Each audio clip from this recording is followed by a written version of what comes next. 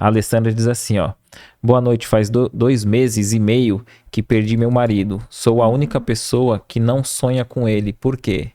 Então tem muitas pessoas assim que gostariam, de, pelo menos de, se não tem a psicografia, ter esse acalento através do sonho, né? Tem alguma resposta para aquele que não sonha? Alessandra, né? Isso. Alessandra, primeiro eu sinto muito, né, pelo desencarne do seu marido. Você não sonha com ele. Será que você não... porque muitas vezes nós não lembramos do nosso sonho. Então, muitas vezes nós sonhamos e nós não lembramos. Então, existe uma série de fatores. Primeiro, ela estar preparada para receber isso que ela está almejando. Por quê? Porque muitas vezes, quando nós sonhamos com alguém que fez o desencarne, às vezes a gente acha que vai trazer alívio, mas os nossos benfeitores, às vezes, nos conhecem melhor do que a nós mesmos. Então, muitas vezes, eles não nos trazem. Por quê? Porque aquilo não vai nos consolar. Aquilo, às vezes, pode gerar ainda mais aflição. E também, se ele está preparado, né, ter esse sonho, esse vínculo, e então tem toda uma questão. Quando essas coisas não acontecem, não é porque, eu não mereço, não, é porque às vezes é uma proteção para ambos, porque precisa ter um preparo, né, para que isso aconteça. Então, a grande solução, né, para preencher, né, esse vazio que fica, é ela lembrar dele sempre com muito carinho, né, honrar o fato dela ter partilhado da vida com ele, ser grata por tudo aquilo que eles viveram. Acredito que tenha sido uma boa convivência para ela sentir essa falta e emanar esse amor e confiar que seja aonde ele estiver, ele está bem e que ela também vai ficar, né? Que eles vão construir esse estar bem juntos e aí, quem sabe, venha no momento certo, aonde ela vai conseguir acolher com construção e leveza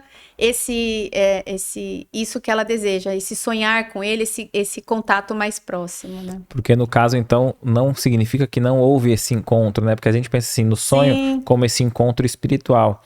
E às vezes a pessoa pode pensar assim, pô, mas ele se encontrou com todos os outros e não comigo? Por quê? Então não é essa questão, né? Não é essa questão. Pode até ter havido esse encontro espiritual ali em desdobramento, mas até mesmo por ela amar muito ele, talvez ela poderia até ficar paralisada, né? Quando despertasse e tivesse a memória daquele encontro, né? E como você disse, os nossos mentores conhecem nós melhor do que nós mesmos, do que né? nós mesmos. E às vezes muitas vezes as outras pessoas também que sonharam, a gente também não pode definir que foi um encontro na emancipação da alma durante o sono. Muitas vezes, é como você falou, eu fico tão pensando na pessoa, pensando, que o meu próprio cérebro gera imagens a respeito daquela... E é apenas uma atividade cerebral apenas uma atividade cerebral. Então, às vezes, como eu disse, né? Às vezes o nosso ente querido que se foi tem outras formas de se expressar. Às vezes não vem no sonho, mas às vezes aparece alguma coisa que ele gostava muito. Então, também, ela buscar isso, né, no dia a dia, essa presença, né, olhar, mas assim, no mais, realmente honrar e agradecer por tudo que eles viveram e ser grata, né, por essa oportunidade e confiar que tudo está sendo devidamente amparado, né? Perfeito, excelente. Vamos ver aqui outra.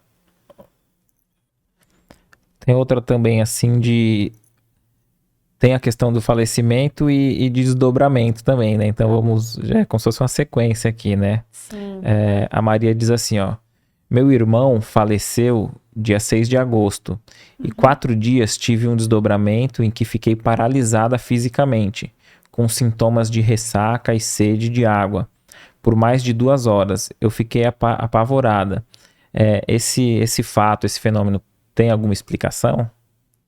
Deixa eu só entender. O irmão dela desencarnou e ela teve um desdobramento. E durante esse desdobramento, ela sentiu. Ficou paralisada, né, fisicamente, e teve sintoma de sede, querendo sede, né? Mas durante o desdobramento? Que ela não especifica, ela né? não especifica, né? Então, assim, pode ser que tenha acontecido, é aquilo que às vezes eu falo, né? Às vezes acontece algumas coisas que nós não estamos preparados, e aí reverbera, né, com alguns sintomas, mas também, às vezes, essa sede, essa questão, é até uma reposição energética do desdobramento que ela fez. Não é? Então, a água é um grande agente de reposição de fluido vital, né? Então, muitas vezes, não quer dizer que, nossa, então eu tive um contato com meu irmão, se eu tive muita sede, é porque ele não... Não, muitas vezes tá mal, meu irmão não tá bem. Não, às vezes é uma forma do teu corpo físico repor a energia desse desdobramento, né? E aí, no caso, se isso se repetir, né?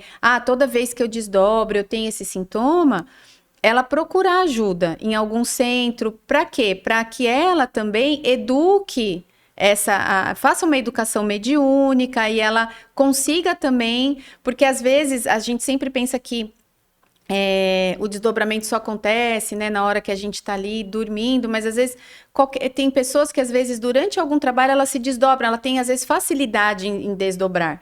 Então ela precisa educar esse desdobramento. Só isso. Mas isso não quer dizer que o fato dela ter sentido sede, quer dizer que o irmão... Não, às vezes é só uma forma de... Tanto é que nós... nos trabalhos de assistência espiritual, estamos sempre com uma garrafinha de água ao lado. Por quê? Para repor os nossos fluidos, para estarmos ali saudáveis. Então, às vezes, foi só isso que aconteceu. Mas se isso se repetir, se ela desdobra com muita facilidade, ela pode perceber isso, ela procurar um centro espírita, ou procurar algum meio que faça sentido para ela, para educar essa mediunidade e ela saber lidar também melhor com isso, né? Não, perfeito. O que você achou desse corte? Coloca aqui nos comentários a sua opinião sobre esse tema. Para ver o episódio completo, é só pesquisar Recomeçar Podcast Espírita. E caso tenha ficado alguma dúvida sobre a doutrina espírita, é perfeitamente normal. Procure ler as obras de Allan Kardec.